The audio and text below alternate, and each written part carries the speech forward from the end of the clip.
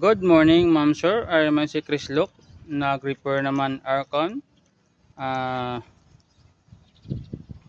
75 horsepower.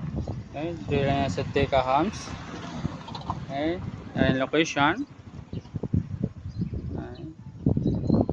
Ma'am, or yung mga aircon, check natin. Kita natin kung ano yung sira ng aircon mo.